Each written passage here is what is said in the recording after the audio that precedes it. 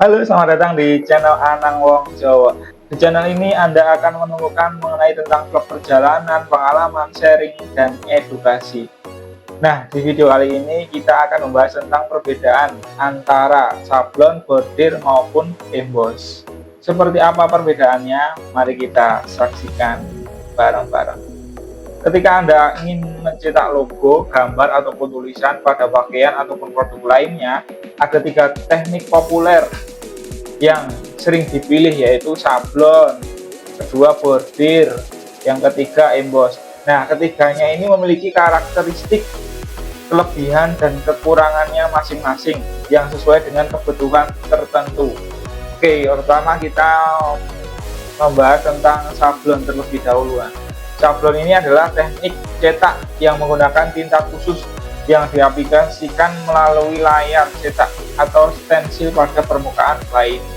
Nah, kelebihan sablon ini yaitu cocok untuk desain yang penuh warna ataupun gradasi ataupun pola-pola yang detail. Ada warna-warna kecil-kecil gitu. Kemudian biaya per item ini lebih murah dibandingkan dengan yang lainnya, walaupun jumlahnya besar, ukurannya besar, tapi biayanya per item itu lebih murah. Kemudian fleksibel untuk berbagai jenis kain dan permukaan seperti kaos, tote bag, hingga plastik bisa digunakan. Kemudian selain ada kelebihan, tentunya juga ada kekurangan. Nah, untuk kekurangan sablon itu sendiri yaitu kurang tahan dibanding dengan bordir, terutama jika sering dicuci.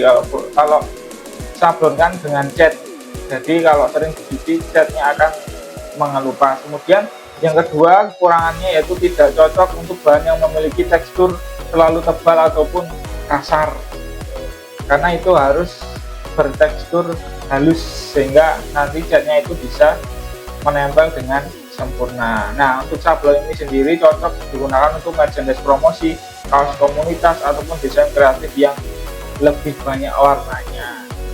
Oke, selanjutnya kita bahas yang kedua, yaitu mengenai bordir. Tadi sudah kita bahas mengenai sablon, yang kedua nanti kita bahas mengenai bordir. Nah, bordir ini adalah teknik menjahit pada kain untuk membentuk desain tertentu. Nah, biasanya dilakukan dengan mesin bordir modern atau hasil yang presisi. Ya, itu biasanya menggunakan mesin Jepang atau mesin buatan Cina. Namun untuk lebih bagusnya biasanya pada memakai mesin yang keluarannya dari Jepang, karena itu lebih bagus, lebih presisi. Nah, untuk bordir ini hasilnya lebih eksklusif, elegan, dan tahan lama. Kemudian tidak mudah pudar ataupun rusak meskipun sering dicuci. Kemudian memberikan kesan yang dimensi yang bertekstur, karena kalau kita bordir itu teksturnya lebih timbul daripada di sablon, dan tentunya lebih awet karena kan itu tekniknya teknik dijahit pada kain.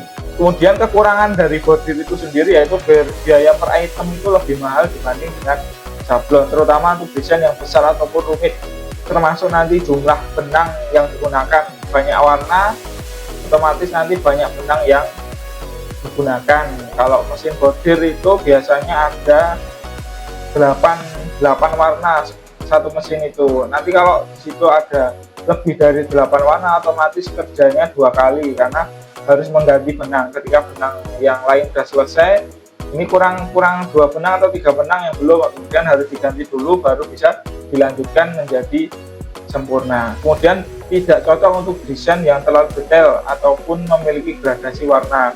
Nah, untuk bordir ini sendiri tidak cocok untuk desain yang terlalu kecil karena hasilnya tidak akan terlihat jelas dibanding dengan sablon, dan tidak bisa gradasi seperti warna pada sablon. Kalau bordir itu lebih ke warna-warna yang solid, kalau merah ya merah, kalau putih ya putih, tidak bisa gradasi merah keputihan gitu, nggak bisa. Jadi lebih ke warna solid. Nah, kalau bordir ini biasanya digunakan seragam kerja, pakaian formal, ataupun produk branding premium seperti topi, tas, dan sebagainya.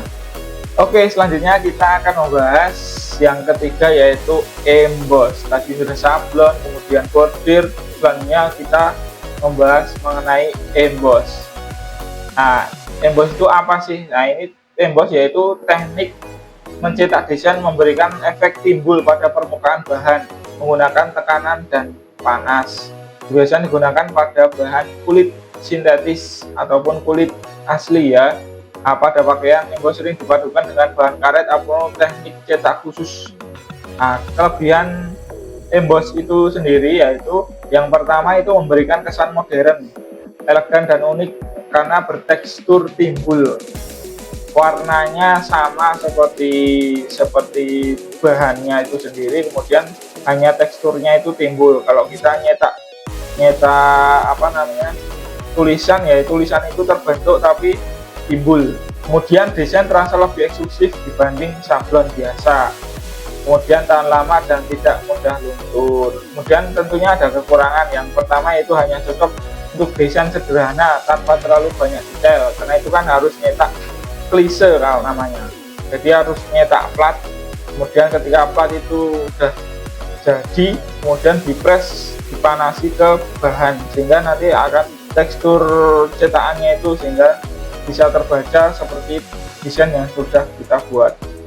Kemudian tentunya pilihan warna lebih terbatas karena fokus pada efek timbulnya. Untuk pilihan warna terbatas, ya bisa dikasih warna tapi hanya terbatas seperti silver, gold, kemudian hitam gitu.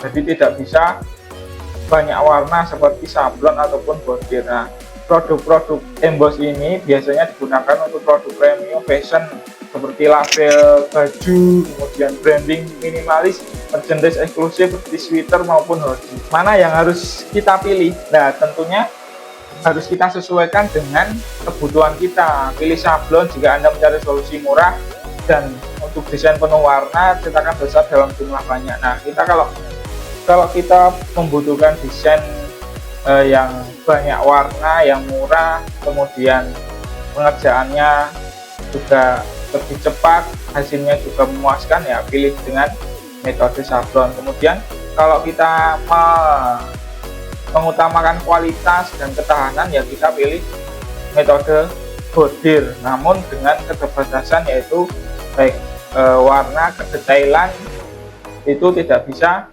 seperti sablon.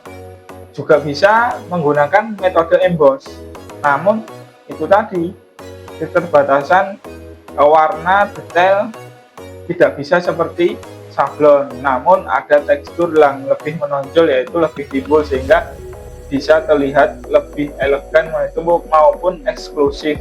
Nah, dengan memahami perbedaan ini, saya harapkan Anda bisa memilih teknik yang paling sesuai dengan kebutuhan desain dan anggaran Anda. Semoga pengetahuan ini bisa bermanfaat. Jangan lupa untuk like, share, komen, dan subscribe channel ini jika bermanfaat untuk Anda dan mendukung channel ini terus berkembang. Terima kasih. Assalamualaikum warahmatullahi wabarakatuh.